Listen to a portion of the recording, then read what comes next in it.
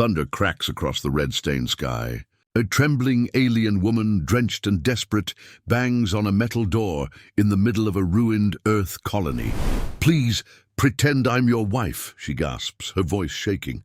"If they find me, they'll kill us both." The door opens. A human man stares back, torn between fear and something he can't explain. Behind her, the patrol lights cut through the storm.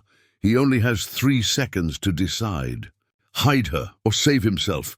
Rain hammered the steel roof like a warning. Ethan hesitated, one hand still on the door latch, staring at the drenched figure in front of him. She wasn't human, at least not completely.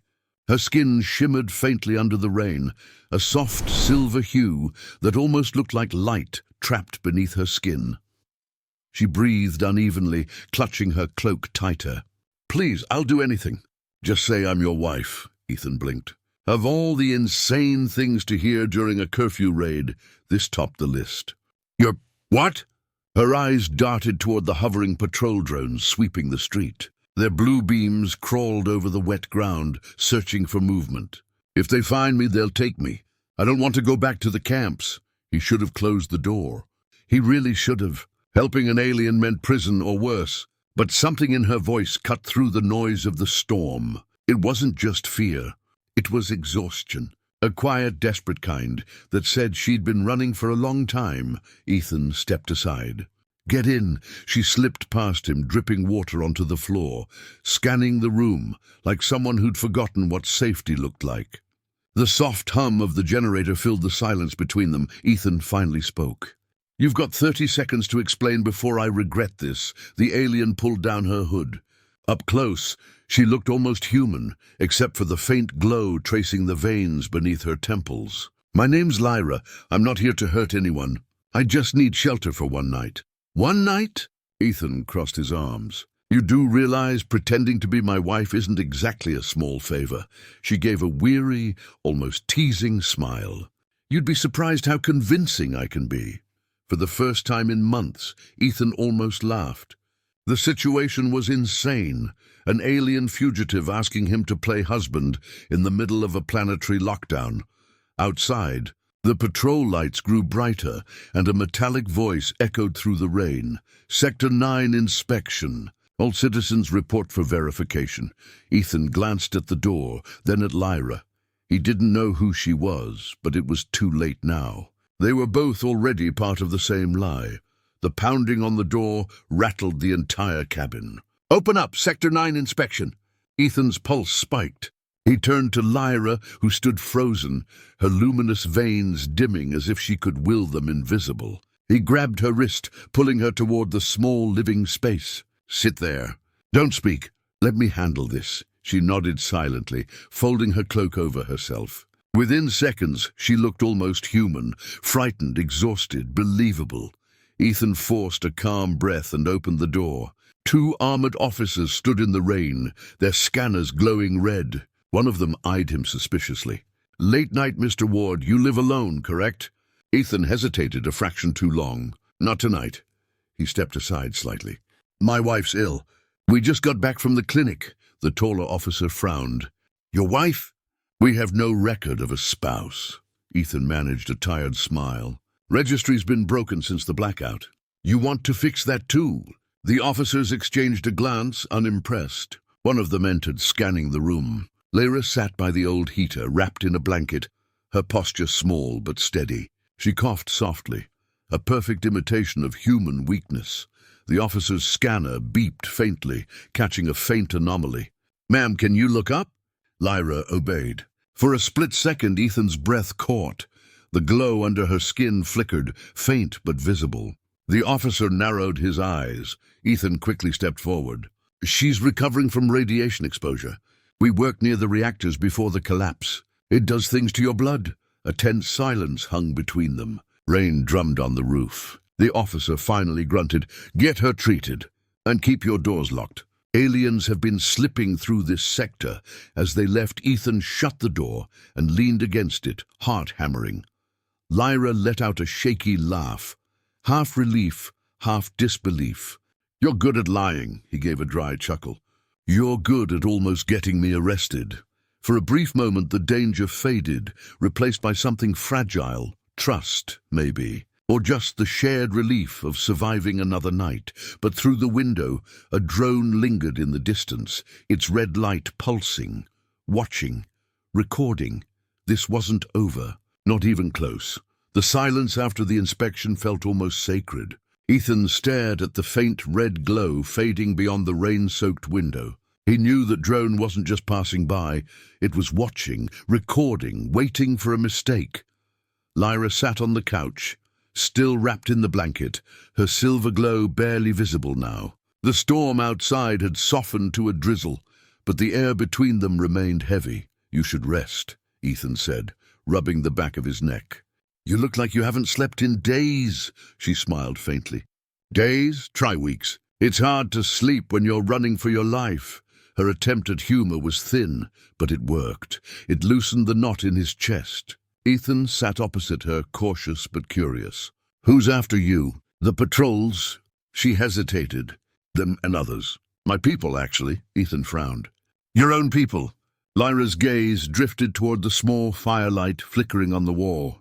"We came here years ago to help rebuild, to teach, but things changed. When humans started fighting back, my leaders decided we should control instead of cooperate." Her voice cracked slightly. "I disagreed. That made me a traitor." The words hit Ethan harder than he expected. He'd seen what the war had done, the distrust, the starvation, the chaos. And now, sitting across from him was someone from the other side, just as scared, just as tired. He leaned forward. "So you're saying you risked everything because you didn't want to hurt humans?" Lyra met his eyes. "I didn't want to lose what made us both the same." For a moment there was no sound, only the quiet hum of the heater and the soft rhythm of rain. Ethan chuckled softly. "You really picked the wrong house to hide in." Her lips curved into a small grin. "Maybe. Or maybe I picked the only one that opened the door." The simplicity of that line lingered in the air. Outside, the drone's light blinked once more, then disappeared into the night. Neither of them knew it yet. But by morning, that small act of kindness would set off a chain reaction neither species could control. The night stretched long, but neither of them slept. Ethan worked in silence, patching up an old comms panel, while Lyra sat near the fire, tracing lines on the dusty floor with her finger, strange geometric shapes that glowed faintly before fading. "Those symbols," Ethan said finally, nodding toward her. "You do that when you're nervous?" She smiled softly. "They're focus patterns. Help me think. Think about what?" Her answer came after a long pause. "About whether I made the right choice coming here." Ethan frowned. "You mean Earth?" Lyra shook her head. "Here to you." The words caught him off guard. He wanted to laugh it off, but the look in her eyes stopped him. There was no teasing, only quiet sincerity and a flicker of fear. Before he could respond, the comms panel beeped. Static hissed through the speaker, then a sharp, coded pulse. Ethan froze. "That's a transmission frequency, but it's encrypted." Lyra stood quickly, her expression shifting from calm to alarm. "Turn it off, now. What is it?" Her voice trembled. "It's them. They found me." Ethan's hands hovered over the console. "Your people?" She nodded. "They use distress beacons to locate defectors. If that signal locks, they'll know I'm alive, and exactly where." Ethan didn't hesitate. He ripped the cable from the terminal, sparks flying. The signal cut, but the damage was done. Lyra's glow pulsed brighter, like fear made visible. "They'll send scouts. Maybe even a retrieval unit." Ethan ran a hand through his hair, pacing. "So what, we run?" "They'll find us no matter where we go." She looked up at him, voice steady but soft. "Then we don't run. We make them believe I'm already gone." He stared at her. "You want to fake your own death." Her expression didn't waver. "You said you were good at lying, remember?" Ethan exhaled slowly. "Yeah, but this time the lie might kill us both." Outside, the wind began to howl again, and in the distance, faint blue lights cut through the dark sky, closing in. The hunt had already begun. The sky burned silver by dawn. Ethan and Lyra stood at the edge of the ravine behind his cabin. a jagged cut in the earth where old mining tunnels disappeared beneath the mist. The faint hum of approaching ships grew louder with every heartbeat. "They'll sweep this area in minutes," Ethan said, checking the old blaster in his hand. "If we stay, we're dead." Lyra's glow was dim now, her strength fading. "If I go with them, I'll be erased. They don't forgive betrayal." She looked up at him, eyes soft, voice trembling. "Ethan, I can mask your life signs, make them believe you're gone too. But only one of us can disappear." He stared at her, caught between logic and something deeper. "You think I'd let you die here after all this?" A faint smile crossed her lips. "You already saved me once. Don't ruin your record." Before he could answer, the ground shook, engines roaring overhead. Searchlights cut through the fog, beams slicing across the ravine. Ethan grabbed her hand instinctively. "There has to be another way." "There isn't," she whispered. "But maybe there's a better ending." She pressed her palm to his chest, a sudden warmth spreading through him, like a heartbeat not his own. The glow from her veins spread into him for a moment, soft and golden, then faded.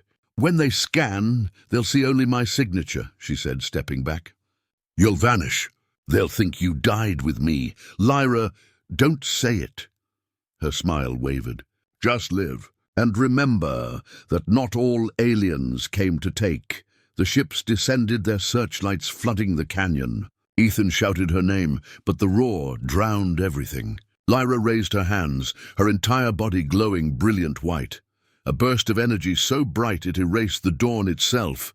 When the light faded, she was gone. No trace, no body, only silence. Ethan stood there, trembling, staring at the sky where she'd been. The scanners passed overhead, detecting nothing.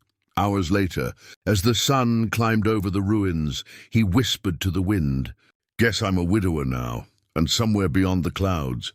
A faint, familiar pulse answered, steady, alive and free.